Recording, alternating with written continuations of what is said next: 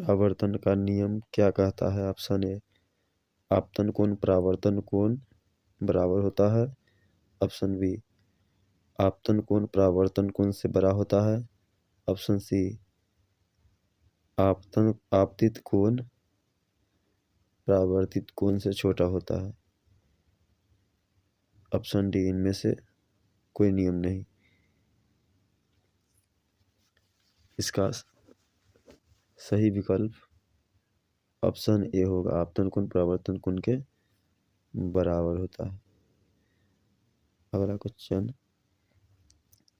प्रकाश के परावर्तन के दौरान प्रकाश की गति ऑप्शन ए बढ़ जाती है। ऑप्शन बी घट जाती है। ऑप्शन सी समान रहती है। ऑप्शन डी परावर्तित हो जाती है। इसका करेक्ट आंसर है ऑप्शन सी, समान रहती है। तीसरा नंबर क्वेश्चन, पृष्ठीय परावर्तन क्या होता है? ऑप्शन ए समतल सतह पर। ऑप्शन बी खुरदरी सतह पर। ऑप्शन सी पारदर्शी सतह पर। ऑप्शन डी अपारदर्शी सतह पर। इसका करेक्ट आंसर हो जाएगा समतल सतह।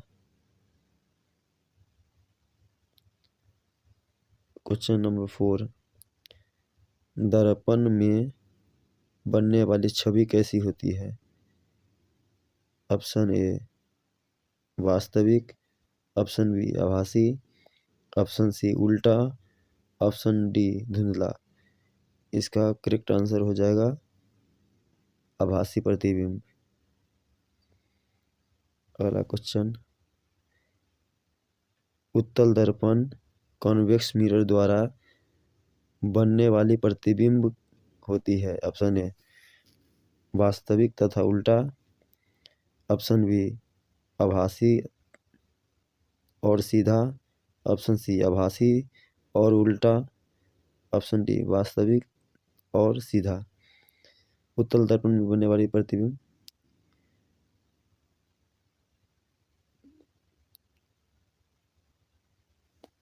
ऑप्शन बी हो जाएगा करेक्ट आंसर, आभासी तथा सीधा हो जाएगा, क्योंकि आभासी प्रतिबिंब हमेशा सीधा बनती है। क्वेश्चन नंबर 6 देखते हैं, किस प्रकार का दर्पण वाहन के पीछे देखने वाले शीशे के रूप में प्रयोग किया जाता है? ऑप्शन ए समतल दर्पण। ऑप्शन बी अवतल दर्पण। ऑप्शन सी उत्तल दर्पण। ऑप्शन डी बेलनाकार दर्पण। इसका करेक्ट आंसर हो जाएगा ऑप्शन सी उत्तल दर्पण। क्वेश्चन नंबर 7, अवतल दर्पण का प्रयोग कहाँ किया जाता है? ऑप्शन ए टॉर्च में। ऑप्शन बी चश्मा में। ऑप्शन सी वाहन का शीशा। ऑप्शन डी दीवार का शीशा। इसका करेक्ट आंसर हो जाएगा टॉर्च के रूप में। चश्मा में हम दर्पण का प्रयोग नहीं करते हैं, चश्मा में लेंस का प्रयोग किया जाता है। और वाहन के शीशा के रूप में हम अवतल दर्पण का नहीं उत्तल दर्पण का प्रयोग करते हैं। और दीवार की शीशा जो चेहरा देखने के लिए होता है वो ना तो अवतल होती है ना उत्तल होती है, वो समतल दर्पण होती है।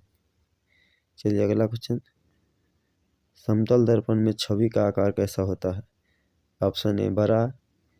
ऑप्शन बी छोटा। ऑप्शन डी समान। ऑप्शन डी परिवर्तित। इसका सही आंसर हो जाएगा ऑप्शन सी समान। अगला क्वेश्चन, परावर्तन के लिए क्या आवश्यक है? ऑप्शन ए खुरदरी सतह। ऑप्शन बी चमकदार सतह। ऑप्शन डी रंगीन सतह। ऑप्शन डी अपारदर्शी सतह। इसका करेक्ट आंसर हो जाएगा चमकदार सतह, ऑप्शन बी। अगला क्वेश्चन,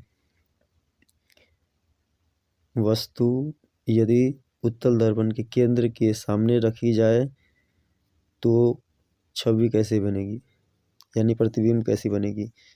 ऑप्शन ए सीधा और छोटा, ऑप्शन बी उल्टा तथा बड़ा, ऑप्शन सी सीधी तथा बड़ा, ऑप्शन डी वास्तविक। इसका करेक्ट आंसर हो जाएगा सीधी तथा छोटा, क्योंकि यहाँ उत्तल दर्पण दिया हुआ है। उत्तल दर्पण में हमेशा वस्तु से छोटा प्रतिबिंब बनता है और सीधा प्रतिबिंब बनता है, इसलिए इसका करेक्ट आंसर ऑप्शन ए हो जाएगा।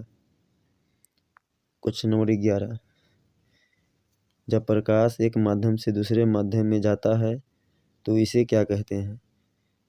ऑप्शन ए परावर्तन कहते हैं, ऑप्शन बी अपवर्तन, ऑप्शन सी विवर्तन, ऑप्शन डी ध्रुवन। इसका करेक्ट आंसर हो जाएगा अपवर्तन, रिफ्लेक्शन हो जाएगा। परावर्तन तो एक ही माध्यम में होती है किसी समतल सतह से टकराने पर, लेकिन अपवर्तन में दो माध्यम का होना बहुत जरूरी है। चलिए अगला क्वेश्चन, अवतल दर्पण में फोकस दूरी क्या होती है। ऑप्शन ए ऋणात्मक होती, ऑप्शन ए धनात्मक होती है, ऑप्शन बी ऋणात्मक, ऑप्शन सी शून्य, ऑप्शन डी अनंत। चूँकि अवतल दर्पण है तो याद रखिएगा अवतल दर्पण का जो फोकस दूरी होती है हमेशा ऋणात्मक होती है। इसका करेक्ट आंसर बी हो जाएगा ऋणात्मक। उत्तल दर्पण में वस्तुओं का प्रतिबिंब हमेशा होता है। उत्तल दर्पण में वस्तु का प्रतिबिंब कैसा बनेगा। ऑप्शन ए वस्तु से बड़ा तथा सीधा, ऑप्शन बी छोटा तथा सीधा, ऑप्शन डी बड़ा तथा उल्टा, ऑप्शन डी छोटा तथा उल्टा। इसका करेक्ट आंसर हो जाएगा वस्तु से छोटा तथा सीधा, ऑप्शन बी वस्तु से छोटा तथा सीधा। अगला क्वेश्चन, कौन सा दर्पण सूर्य किरणों को एक बिंदु पर केंद्रित करता है। ऑप्शन ए समतल दर्पण, ऑप्शन बी अवतल दर्पण, ऑप्शन सी उत्तल दर्पण, ऑप्शन डी इनमें से कोई नहीं। हालांकि क्वेश्चन हमारा सूर्य की किरणों को केंद्रित करने की बात करता है, इसका ऑप्शन बी सही हो जाएगा अवतल दर्पण। तो नेक्स्ट क्वेश्चन, समतल दर्पण में छवि कैसा बनता है। समतल दर्पण में ऑप्शन ए वास्तविक और उल्टा, ऑप्शन बी आभासी तथा सीधा, ऑप्शन सी आभासी तथा उल्टा, ऑप्शन डी वास्तविक तथा सीधा।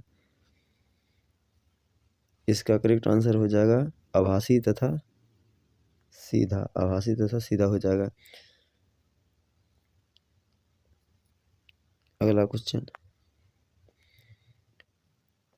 परावर्तन में आपतन किरण, परावर्तित किरण तथा अभिलंब तीनों में क्या संबंध होता है। ऑप्शन ए तीनों एक ही तल में होते हैं, ऑप्शन बी अलग अलग तल में होते हैं, ऑप्शन सी समांतर तल में होते हैं, ऑप्शन डी इनमें कोई संबंध नहीं होता। इसका सही आंसर हो जाएगा ऑप्शन ए तीनों एक ही तल में होता है। जैसे ये कोई समतल दर्पण है, इस पर आने वाले किरण को आपतित किरण बोलते हैं, और जो दर्पण से टकराकर ऊपर की तरफ जाती है उसको परावर्तन किरण बोलते हैं। और इसमें एक काल्पनिक रेखा होती है इस तरह से, जिसको अभिलंब बोलते हैं।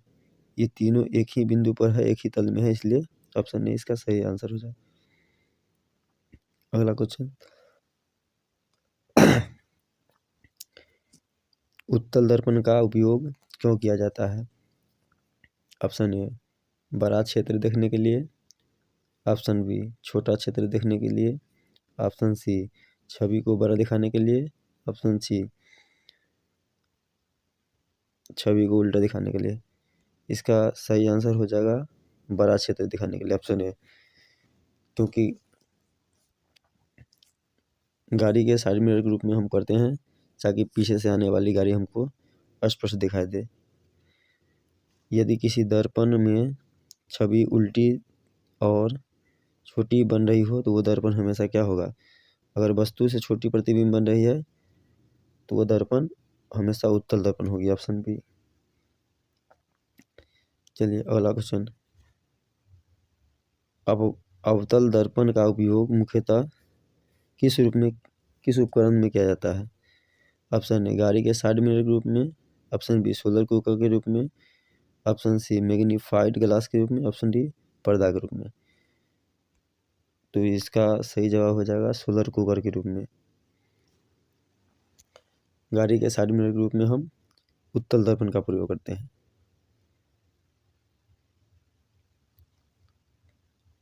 आज का हम आखिरी क्वेश्चन है।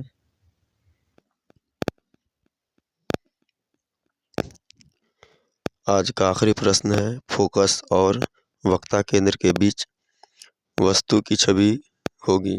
ऑप्शन ए वास्तविक तथा उल्टा, ऑप्शन बी आभासी और सीधा, ऑप्शन सी वास्तविक और सीधा, ऑप्शन डी आभासी तथा उल्टा। इसका सही आंसर होगा वास्तविक तथा उल्टा।